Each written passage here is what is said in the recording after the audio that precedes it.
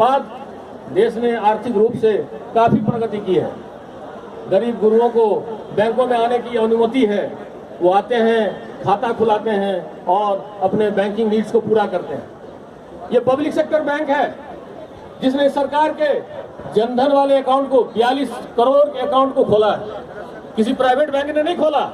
ये 42 करोड़ जनधन अकाउंट हमारे public sector bank की कार्य प्रणाली का जीता जागता उदाहरण है कि किस तरह हम फाइनेंशियल इंक्लूजन को अपने साथ लेके चलते हैं और किस तरह हम आम जनता की सेवा के में स्ट्रांगली विश्वास रखते हैं।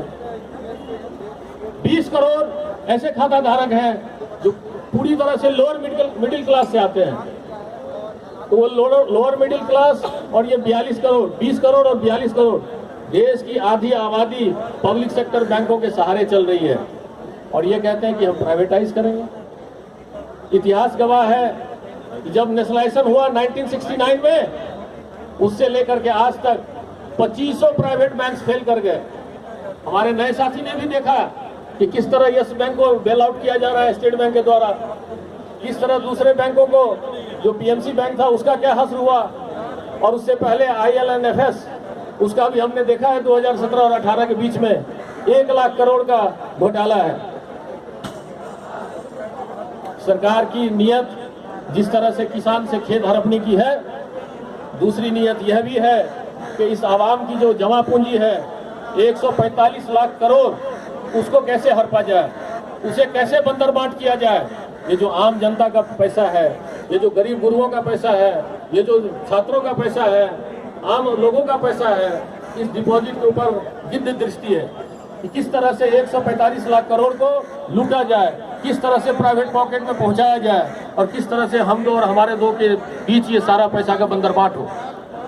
इसलिए साथी, ये निजीकरण न केवल धोखा है बल्कि आने वाले समय में देश की अर्थव्यवस्था को तहस नहस करके पुनः पूंजीपतियों के दौर में जाने की तैयारी है। इसे समझना होगा। ये सिर्फ एम्प्लॉयज के ऊपर अटैक नहीं है, ये सिर्फ अनएम्प्लॉयमेंट के ऊपर अटैक नहीं है, ये सिर्फ हमारी जमा पूंजियों के हड़पने का एक षड्यंत्र मात्र नहीं है। ये एक आर्थिक गुलामी की ओर ले जाने वाला पहला और विनाशकारी कदम। और विशेष रूप से जो किसान संगठन है जिसने कल हमारे स्ट्राइक के साथ सुर में सुर मिला करके एंटी प्राइवेटाइजेशन डे मनाया है, मैं UFBU के तरफ से और अपने संगठन AIBOA के तरफ से उनका हार्दिक अभिनंदन करता हूं, स्वागत करता हूं और इंकलाब करता हूं। ये 2 दिन का स्ट्राइक इस बात का द्योतक है कि जब जब जुल्मी जुल्म करेगा, सत्ता के गलियारों से चप्पा चप्पा गूंज उठेगा इनकलाब के नारों से। आज जो हम यहाँ इकट्ठा हुए हैं वो अभी इस बात का सबूत है कि हम जिंदा हैं। कहते हैं कि बात जब वसूलों पे आ जाए तो संघर्ष होना चाहिए, दिखना चाहिए, और अगर आप जिंदा हैं तो वो भी नजर आना चाहिए। तो हम सभी जीवित हैं और इस सरकार से लड़ने के लिए पूरी तरह से सक्षम। कई सारे साथी हमारे जो नए साथी हैं उन्हें शायद पता नहीं होगा कि ये राष्ट्रीयकरण कैसे हुआ इस देश में। ये कोई सुबह में उठ के किसी प्रधानमंत्री को सपना नहीं आया था कि उसने कह दिया कि आज से सारे प्राइवेट बैंक नेशनलाइज हो गए।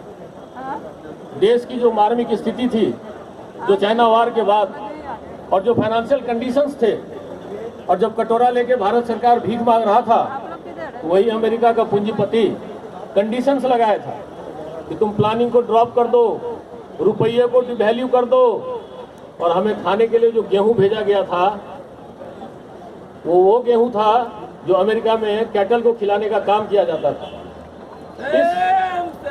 इस ह्यूमिलिएशन के बाद सरकार इस स्थिति में नहीं थी कि देश की आर्थिक व्यवस्था को सुदृढ़ कर सके, सुचारू रूप से चला सके। और एक तरफ आपकी सारी संगठन जो उस समय कार्यान्वित कर रही थी अपने बैंकों के भीतर, वो लड़ाई लड़ रही थी, और उस लड़ाई का प्रतिफल और आर्थिक व्यवस्था को बचाने के लिए सभी प्राइवेट बैंकों का नेशनलाइजेशन किया गया था।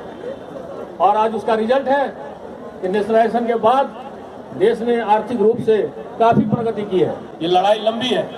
आप देख रहे हैं इस देश में किसान लड़ रहा है, 100 दिन से ज्यादा लड़ाई चल रही है, लेकिन सरकार के कान पे जू नहीं दे रही है। इसे देखना होगा हमें कि हम अपने संघर्ष को कितनी मुस्तैदी के साथ, कितनी कड़ाई के साथ और कितने जज्बात के साथ रोड पे आके लड़ते हैं, तभी हमारा इस राष्ट्रीयकरण को बचाने का कार्य सफल हो पाएगा। मैं तो स्कूल की छात्रा थी, सेकेंडरी में पढ़ती थी, पॉलिटिक्स को क्लोजली वॉच करती थी, यूनियन के लीडर्स के साथ उठती बैठती थी स्कूल में पढ़ने के बावजूद, क्योंकि 70 में मैं यूनिवर्सिटी में आई तो 1969 मुझे याद है। याद रखिए, आपका आंदोलन आगे बढ़ा और आंदोलन ने ये मांग रखी, लेकिन जब सत्ता के सामने एक प्रश्न सूचक चिन्ह आ जाता है, अपनी कुर्सी बचाने का प्रश्न आता है, तो ऐसे समय के अंदर पॉलिटिकल डिसीजन लेते हैं। और उस पॉलिटिकल डिसीजन में इस देश के उस समय की जो बनत थी, उस बनत के अंदर इंदिरा जी को जरूरत पड़ी थी बाकी विपक्षियों के समर्थन की। तो उस मौके पे मैं आज फख्र से कहना चाहती हूँ, उस मौके के ऊपर वाम पक्ष की पार्टियों ने ये बोला था कि अगर आप चाहते हो आपको पार्लियामेंट के अंदर हम बहुमत साबित करवाएं तो हमारी कुछ मांगे हैं। राज्य रजवाड़ों के प्रिवी पर्स खत्म करो, हमारे बैंकों का राष्ट्रीयकरण करो, हमारे कोल का राष्ट्रीयकरण करो, हमारी टेक्सटाइल को आगे बढ़ाओ, हमारे बेजमीन को जमीन दे दो, हिंदुस्तानियों को यूनिवर्सल राशन कार्ड दे दो, गरीब के घर में अनाज पहुंचा दो। ये मांगे रखी गई थी और इन मांगों के जरिए से उस समय की हुकूमत ने हमें बैंक राष्ट्रीयकरण दिया। किसको दिया? देश की जनता को दिया, देश की जनता को दिया। कि देश के आजादी के आंदोलन से ये सोच निकली थी कि हमारे देश के अंदर हम अर्थतंत्र को कैसे संभालेंगे। और 1946 से मांग शुरू हो गई थी, जबकि देश भी अभी आजाद नहीं हुआ था, मांग शुरू हो गई थी कि बैंकिंग सेक्टर सरकारी क्षेत्र में होना चाहिए, पब्लिक सेक्टर के अंदर होना चाहिए। 23 बरस की लड़ाई के बाद 1969 में हमको ये हक हासिल हुआ। तो क्या हमारे मुलाजिमों के लिए हक था? उसकी लड़ाई तो यूनियंस पहले भी कर रही थी, पे कमीशन की लड़ाई तो पहले भी कर रही थी, वर्क कंडीशंस को तो पहले भी सुधार रही थी। लेकिन आपकी उस समय की लीडरशिप ने, बाद में ऑफिसर कैडर्स भी बने और ऑर्गेनाइजेशंस भी बनी, लेकिन उन्होंने क्या सोच आगे रखी? नेशनल डेवलपमेंट की सोच आगे रखी, देश को बनाने की सोच आगे रखी, देश के छोटे क्षेत्र को, मंझोले क्षेत्र को विकसित करने की सोच रखी। और उन्होंने सोच रखी कि यह देश अगर निर्भर है अनाज के ऊपर विदेशी हुकूमतों का, तो ये हमारे देश की डिग्निटी को भी खतरा है और देश के लोगों के पेट का भी सवाल है। और इसीलिए किसान को, खलिहान को, एनिमल हस्बेंड्री को, इन सब सेक्टर को सपोर्ट मिलेगी अगर बैंक नेशनलाइजेशन होगा।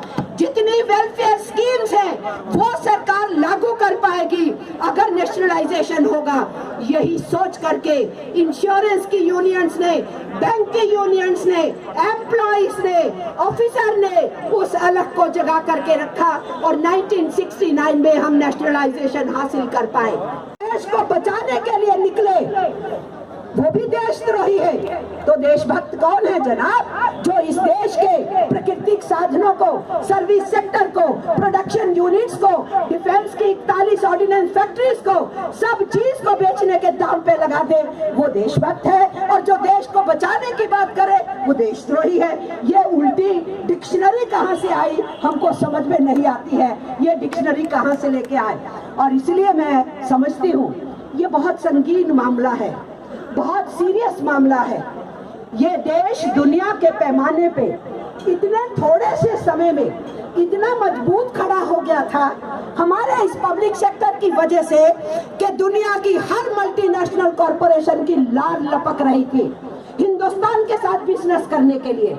हर बड़ी बड़ी हुकूमतों को हिंदुस्तान में बिजनेस चाहिए, ट्रेड चाहिए, यहाँ पर आकर के वो एग्रीमेंट्स करना चाहते हैं। ये किस दम पे हुआ क्योंकि इस देश के पब्लिक सेक्टर ने इतना दमखम दिखाया। और आपको मैं ये भी कहती हूँ, वो दमखम उन्होंने दिखाया और आपने इस देश को यहाँ तक लाके बचाने का जो काम किया। 2008 में इतना बड़ा अमेरिका उखड़ गया रिसेशन में, बैंक फेल हो गए, लेमन ब्रदर्स से लेके 350 बैंक उनके फेल हो गए। एक जो AIG थी उसके फेल होने के साथ 80 देशों में त्राही मची। लेकिन आपका देश उस दुनिया की मंदी से क्यों बचा? क्या सरकारों की वजह से बचा? नहीं, आप लोगों की वजह से आपका देश बचा। क्योंकि आपने 1991 से लेके हमारी सारी यूनियंस ने, फाइनेंस सेक्टर की या दूसरी यूनियंस, उन सब लोगों ने पब्लिक सेक्टर की हिफाजत की लड़ाई लड़ी लगातार।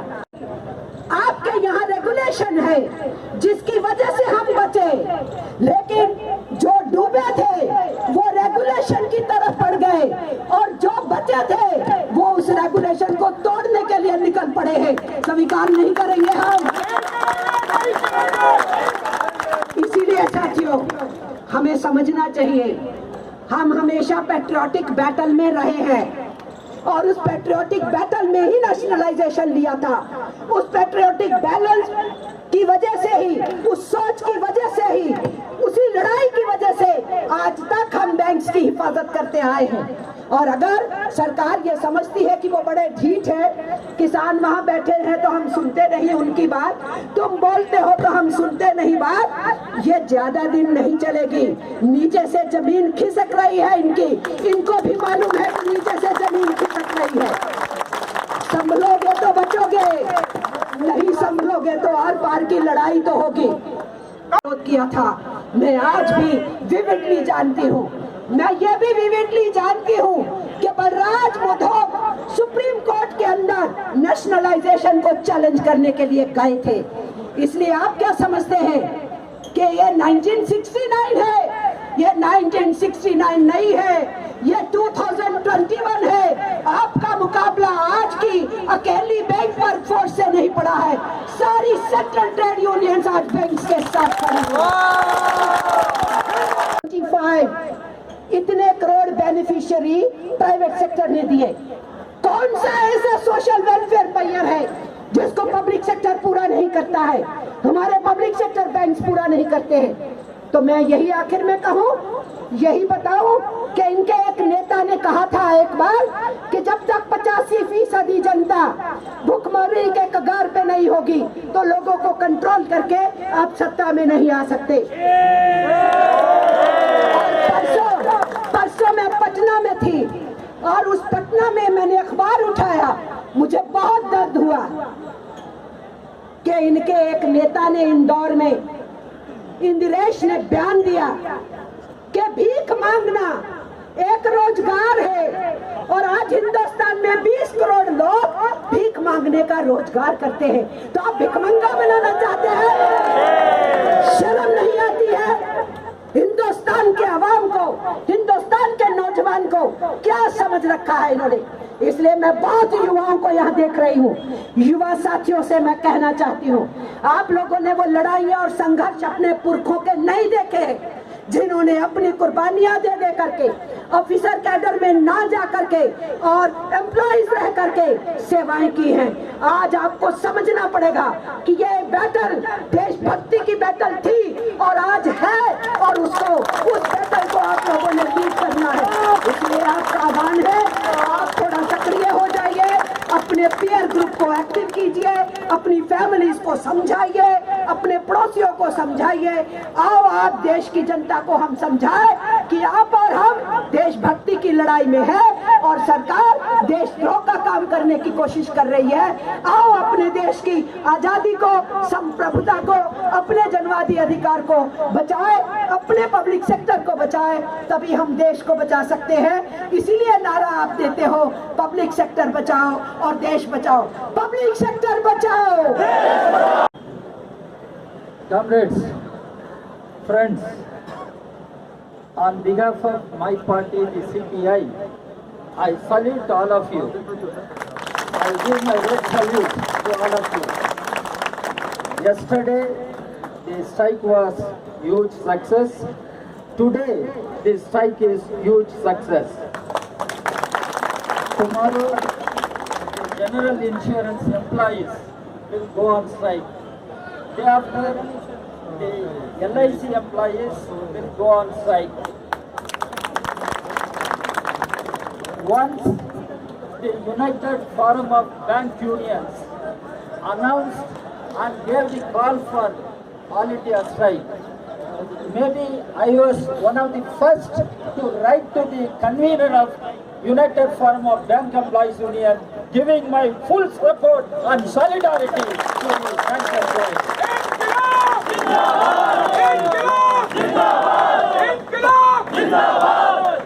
2 days back, I took a delegation of the leaders of general insurance employees. We met the Finance Minister Nirmala Sitharaman. We protested for the privatization move this government has launched, and we raised several other issues. As far as finance sector employees are concerned, you are the nerve center of our economy. But Modi government is breaking this nerve center by privatizing all the banks, LIC, GIC, all financial sector institutions. Yes, I am Andolaji, Mr. Modi. I live for fighting for the cause of the people. I will continue to fight. But Mr. Modi, I would like to ask you, what GV you are? What GV you are? You are living in order to serve the interests of corporate houses, Adanis, Ambanis. Shameful, Mr. Modi. That's what you are doing. The constitution given to us by Dr. Ambedkar makes it very clear. Indian state should remain a secular and welfare state. How you are destroying the secular democratic fabric of our society is well known to the people. Now you have started to destroy the welfare state of India, and that is why working people are on war path. Farmers are agitating for more than 3 months, and workers are on streets fighting against labor codes. Now you are on the streets fighting against privatization of banks, banking sector. Mr. Modi, why people are agitating? Why people are on war path? Mr. Modi should understand what is happening in the country.